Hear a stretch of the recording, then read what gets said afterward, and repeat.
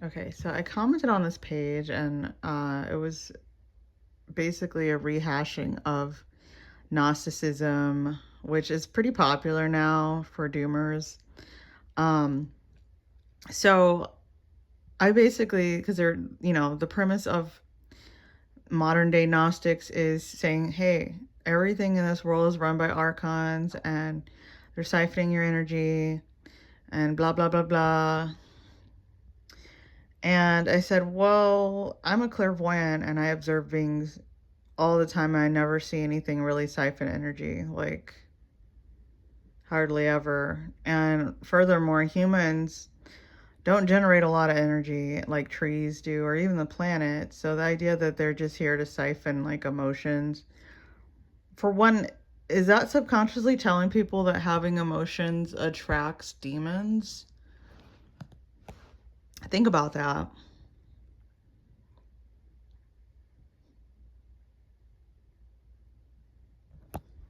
That's kind of crazy. So obviously, Gnosticism was written by men who are afraid of their emotions. And, if you have negative or fearful emotions, and clearly it's attracting demons or comes, um, you have to ask yourself which is more feasible, and what is our human narcissism or egocentricity concocting? Because Gnosticism was considered a cult. It's not really a well hashed out religious belief system. Um, I think any religion that tells you what you should believe and is dogmatic and has a very us versus them spiritual warfare worldview, it's just gonna have people chasing their tails and it's gonna have people suspicious of other people. So I commented a couple things, and of course, the guy was like, well, you sound like a Matrix missionary. And I'm just thinking, like, this guy doesn't even hear himself. He sounds completely unhinged. Um, but I just stopped commenting because I'm like, I said my piece. I don't need to go tit for tat with you, but I do feel bad for your followers because you're gonna drive these people crazy. A lot of people that gravitate towards those really negative worldviews, they already have things going on with themselves, and it just reinforces the negativity, the fear, the paranoia, everything sucks in this world. Like, yes, everyone knows there's terrible things going on in the world, but the stuff is amplified by the amount of attention and fanning the flames that people do. It's like negative people on the earth fan the flames of hell that's happening on here. It's not enough just for something bad to happen. It's like they got to really obsess over it and chew on it some more, spit it out, chew it again, share it with someone else. It's just very gross. Um, so this whole good bad dichotomy, it's very primitive. And what I found that makes more sense, and you can actually test this out, it's not just a theory. If you look into Buddhism, Hinduism, those are really technologies that instruct the person with how to get their own answers. You're not having to rely on someone else's dogma. You're not having to worry, did I mix up the keys? What if I don't? Do I go into the light? Do I not go into the light? If I don't go in the light, will I be an earthbound spirit? If I go into the light, will I have to reincarnate again? It's like, just take a breath. Take a breath, breathe. Okay? The best spiritual practice that can help you get some clarity with this would be meditation. Specifically, Dzogchen Buddhism, or similar to what Eckhart Tolle talks about. Now, a lot of people will be dismissive of Eckhart Tolle, and it's funny that I even bring him up because that same gentleman that had that channel about Gnosticism and the demiurge and all that stuff, he's very very condemning of Eckhart Tolle. And I thought, well, of course he would be, because Eckhart Tolle talks about this. And what Eckhart talks about is not anything new. That's what has been taught in Buddhism and Hinduism, the earliest spiritual teachings on the planet, pretty much. Um,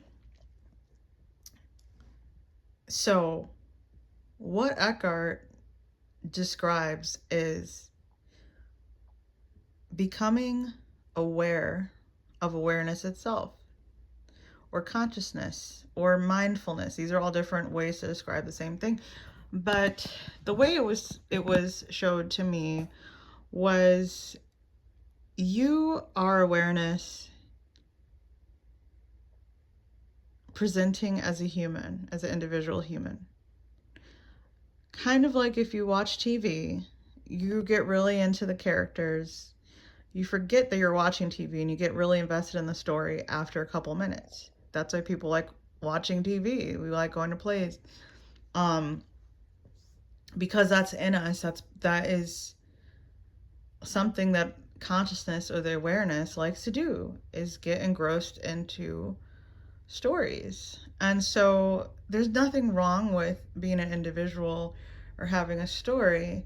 And if you ever watch movies, you know there's scary movies, there's romances, there's comedies, there's all sorts of different genres of stories. It's like, pick what kind of movie you like and watch it. So it's kind of like the same thing with us as individuals. But what can happen is we get so involved in our stories, or the awareness gets so involved in the story, that the awareness, the awareness is not confused, but the characters in the story kind of are. So we're kind of like the characters in the story. We're living our lives, and what you notice as you get older is most people become increasingly unhappy and fearful, and some bitter, and by the time you're elderly, you're just ready to get out of here. You're like, okay, I've seen enough, I'm out of here. So the idea behind Buddhism is that this reality is temporary. Everything in it is impermanent. We're aging. Our memory is not perfect. Like, I don't remember everything about yesterday or the day before or last year or last month, or everything in my life, but it's like, it's continual. There's some continuity. So what the adherents of religions like Gnosticism or Christianity, or whatever, Mormonism, it's fixated on belief systems and dogma, stories, right? The reason Buddhism and Hinduism is superior is because it's not so much fixated on the story, the characters, right? It brings us back to the fact that we are not the actors on the screen of the story. We're actually the one observing it, or the awareness observing the characters. So that means that anything that people overly identify with it, be it doomsday religions or cults, those are stories that people have told over and over and over again to explain reality. And then someone else is like, oh yeah, that sounds like a good story. That makes sense to me. And then before you know it, you have a cult. And then before you know it, you have a religion. So those religions are for people that don't want to get their own answer about reality.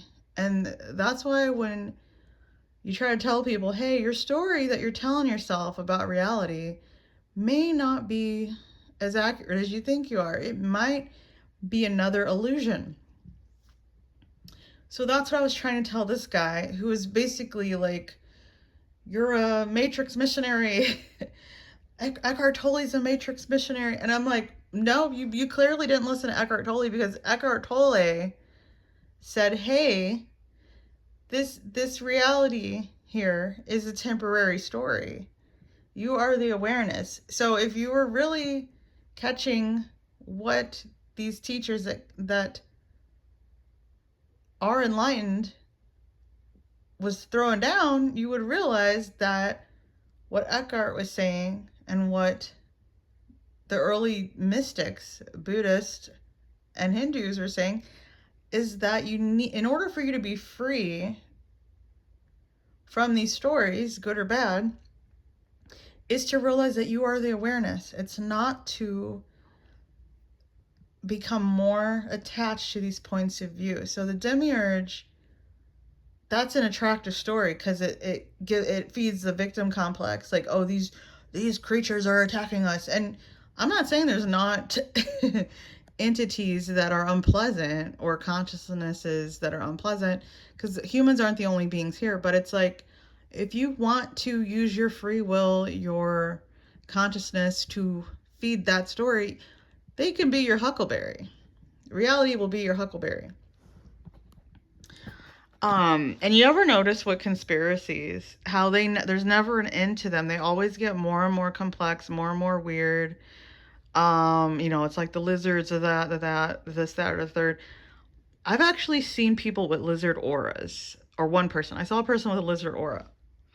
Now, I'm not going to say, oh, reptilians exist, or this person has a demon, because it's just energy and consciousnesses, and that's something that the collective mind is broadcasting. So if I don't want to pay attention to that energy and give it more food, if you will, speaking of Loosh, do you want to continue to feed these points of view? So the lizard idea, the reptilian idea, that's a point of view. Okay, the Galactic Federation that's coming to rescue us, that's a point of view. The Christian angel devil construct is a point of view. The demiurge, Sophia, archons, what have you, soul trap, that's another point of view. The only thing that you can be certain of, look at my hands glowing, woo, I'm glowing, is the awareness that animates you, right? So just when you dream and your brain is generating stories, or consciousness is generating stories, you don't become the story. You are always the awareness experiencing it. So whether the story is a nightmare or a dream or whatever, you're still the awareness. Nothing can hurt that awareness. And when you realize that's what you are, when you live from a place of being, then these things lose their power over you. And that's something that you can prove to yourself as you practice being aware, being present. Okay? So that's not something that someone can just tell you and you say, okay, I believe it. That's my new beliefs. And that's the funny thing, because even with the transmission from, the Jokten teachers, there's a potential for people to just make it another belief system and never experience it. So that's the difference between religion and enlightenment, is that it's not as difficult and complicated as people think. It's just a lot of people, they don't want to see for themselves. They'd rather have someone just tell them what to believe. And you are responsible for that. You have an option here. You can either believe in ever increasing points of view, that's what the Buddhists call it, more points of view, and get weighed down by that and continue with that, or you could realize who you are, that you are the eternal, primordial, pure awareness. You can realize that now. You don't have to do a special this, that, or the other. Now, that doesn't mean that, okay, I'm aware. When am I going to get superpowers and not have to struggle ever again as a human? That's not what that means. It just means that you have the right perspective. So as you go through life, you go through life's trials and tribulations, you go through suffering and joy and all the in between, that you're secure. And when you pass away, it's not going to be a surprise to you, because you've been aware this whole time. So when you leave this plane of reality, you're still going to be aware. You're still the awareness. So hope this helps. And I would suggest looking into some teachers that promote meditation and finding answers yourself and not getting too wrapped up in all the mental activity. And I'm not saying it's bad to have beliefs. Some beliefs are very positive, but the thing is, don't attach yourself to them because they can't, none of this stuff is permanent. You can't find an ironclad belief system out there to make you feel safe enough. The only thing you can bank on is that you are aware. That's it. Peace.